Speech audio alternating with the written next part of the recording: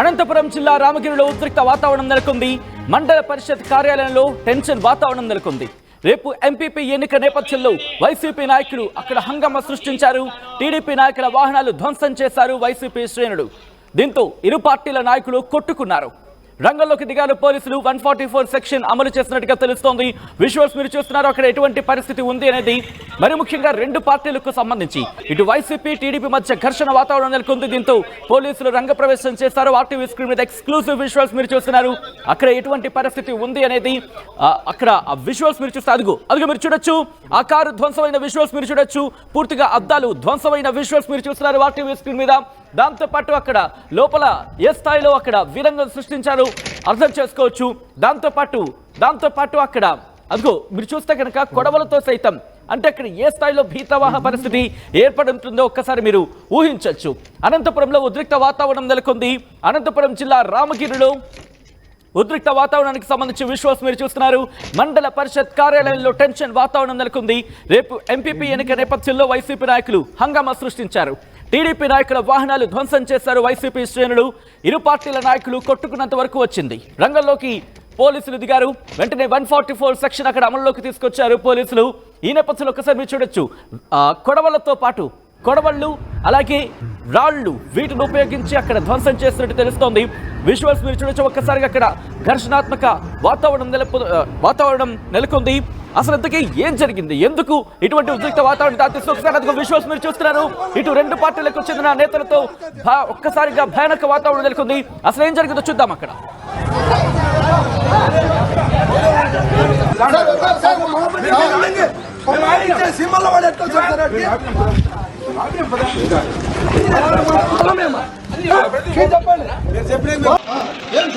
అవును సార్, మా డ్రైవర్ని కొట్టి కంప్లైంట్ ఇస్తారా? తీసుకుంటాను, కంప్లైంట్ తీసుకుంటాను. చేసిన పని పంపించాలా? సెక్యూరిటీ వాళ్ళు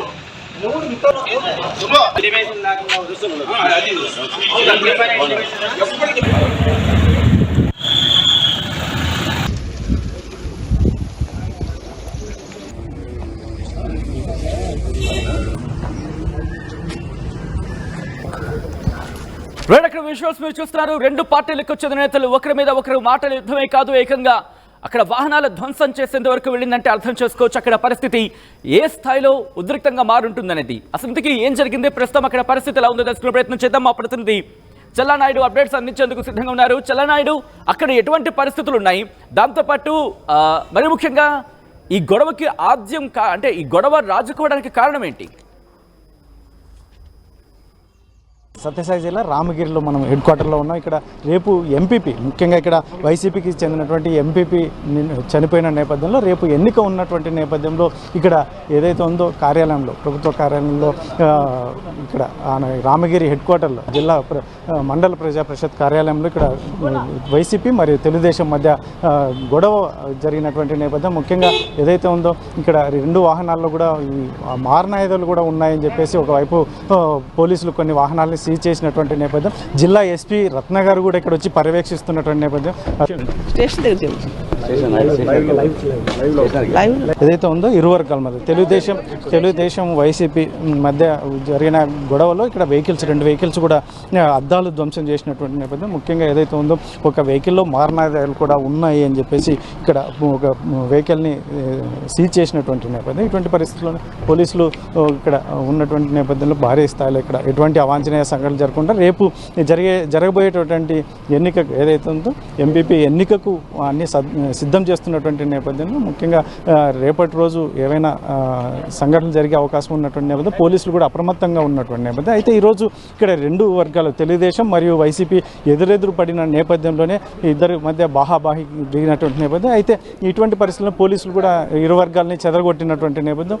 అయితే ఒక వెహికల్లో ఇక్కడ పోలీసులు చెప్తున్నటువంటి విషయం అయితే ఏదైతే వైసీపీకి చెందినటువంటి వెహికల్లో మారణాయుధాలు కూడా ఉన్నాయని చెప్పేసి ఆ వెహికల్ని కూడా సీజ్ చేసినట్టుగా మనకు ఇన్ఫర్మేషన్. ఇటువంటి పరిస్థితుల్లోనే ఇక్కడ మండల ప్రజా పరిషత్ కార్యాలయం దగ్గర కూడా మంచి ఉద్రిక్తత పరిస్థితి నెలకొంది. ముఖ్యంగా పోలీసులు జిల్లా ఎస్పీ రత్న గారు కూడా లొకేషన్కి వచ్చి ఇక్కడ పూర్తి వివరాలు తెలుసుకున్నటువంటి నేపథ్యం చూడవచ్చు. ఇప్పటికే పోలీసులు అయితే ఇక్కడ మోహరించినటువంటి నేపథ్యం. రేపు ఎటువంటి అవాంఛనీయ సంఘటనలు జరగకుండా కూడా ఇప్పటికే పోలీసులు అప్రమత్తమైనటువంటి నేపథ్యం. కాకపోతే ఈరోజు ముందు రోజు ఇక్కడ ఈ సంఘటన జరగడం వల్ల ఈ రాప్తాడు నియోజకవర్గంలోని రామగిరిలో కొంచెం ఉద్రిక్త పరిస్థితులు నెలకొన్నటువంటి నేపథ్యం. మరి ఇక్కడికి పోలీసులు ఈ చర్య ద్వారా ఏమి నిర్ణయం తీసుకుంటారు, ముఖ్యంగా రేపు జరగబోయే ఎన్నికకు ఎటువంటి ఏర్పాట్లు చేయబోతున్నారు, జిల్లా ఎస్పీ రత్న గారు ఉన్నారు, వారిని అడిగి మరిన్ని విషయాలు తెలుసుకునే ప్రయత్నం.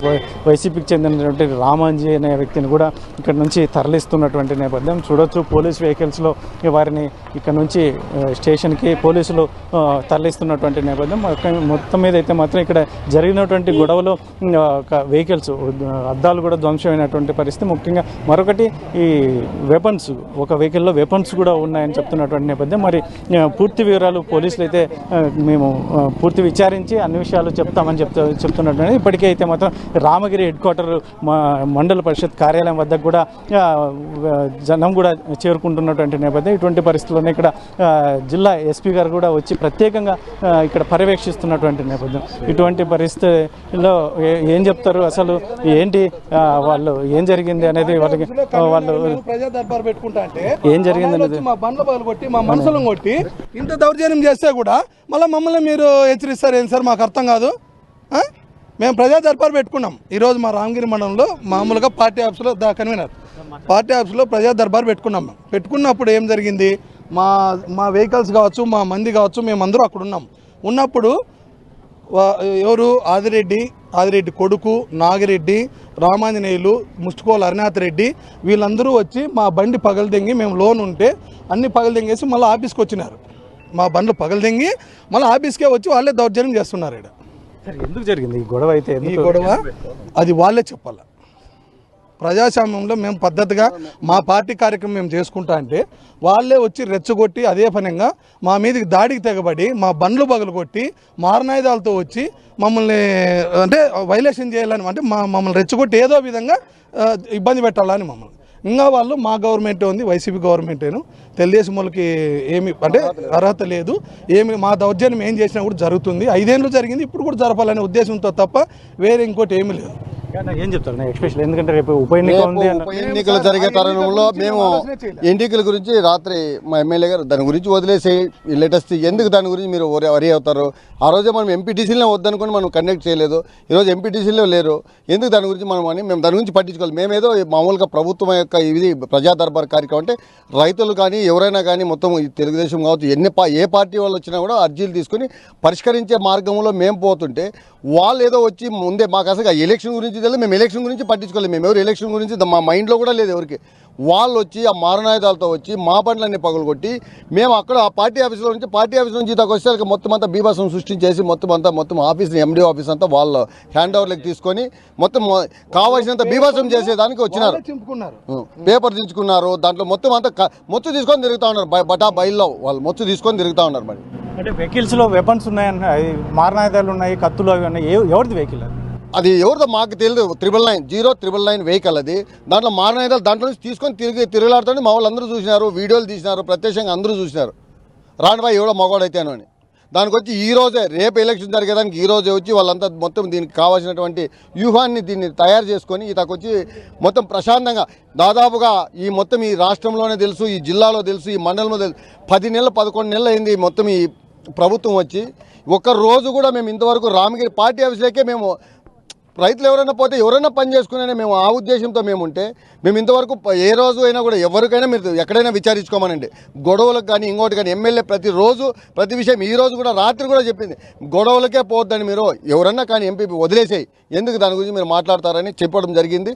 మేము దానిని దృష్టిలో పెట్టుకుని శ్రీరామ్ బాబు కావచ్చు, అక్కయ్య కావచ్చు, మీరు వదిలేసేవయ్యా, నేను అడిగితే ఎట్లా బాబు వదిలేస్తే ఎట్లా, దాన్ని ఏదో చూద్దామంటే వదిలేసేవా, దాని గురించి ఎందుకు పట్టించుకుంటాం, మనకు దాని గురించి వద్దని మాట్లాడితే వాళ్ళంతకు వాళ్ళు వచ్చి ఈ మొత్తం అంతా దీన్ని కావాల్సినంత గొడవలు సృష్టించి ఈ మొత్తం భయభ్రాంతులకు గురి చేసి ఈ ప్రాంతాన్ని అంతా ప్రశాంతంగా ఉన్నటువంటి మండలాన్ని మళ్ళీ భయభ్రాంతులకు గురి చేస్తాను. ఆ 5 సంవత్సరాలు వాళ్ళు చేసినటువంటి బీభత్సం సాలక మళ్ళీ ఈరోజు మళ్ళీ మా ప్రభుత్వం తెలుగుదేశంలో కూడా వాళ్ళే బీభత్సం సృష్టిస్తూ ఉంటే ఇంకెంత ఉంటుందో మీరు కూడా ఒకసారి మీడియా మిత్రులు మిగతా వాళ్ళందరూ కూడా దీన్ని ఆలోచించాలని కోరుకుంటున్నాం. ఇంకోటి కూడా బ్రదర్, వచ్చిన తర్వాత ఆదిరెడ్డి కోడికే వాళ్ళ బండ్లు అన్ని పగలగొట్టాడు. మాది పగలగొట్టి వాళ్ళది పగలగొట్టి వాళ్ళ బండ్లు వాడే పగలు కొడతాడు, వాడి బండ్లు వాడే పగలు కొడతాడు. అంటే మా మీదకి వేయాలా అని చూడొచ్చు. మొత్తం మీద అయితే మాత్రం ఏదైతే ఉందో రామగిరి హెడ్ క్వార్టర్లో మాత్రం జరిగినటువంటి సంఘటన అనేది ఏదైతే రేపు ఉన్నటువంటి ఉప ఎన్నిక ఎంపీపీ ఉప ఎన్నికకు సంబంధించి మేము ఏమాత్రం తెలుగుదేశం నాయకులు కార్యకర్తలు ఏమాత్రం పట్టించుకోలేదు. కాకపోతే మాత్రం వైసీపీ నాయకులు వచ్చినటువంటి వెపన్స్తో వచ్చినటువంటి నేపథ్యం, ముఖ్యంగా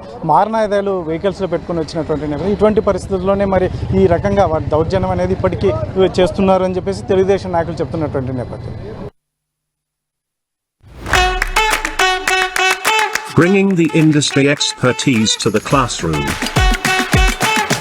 KL deemed to be university.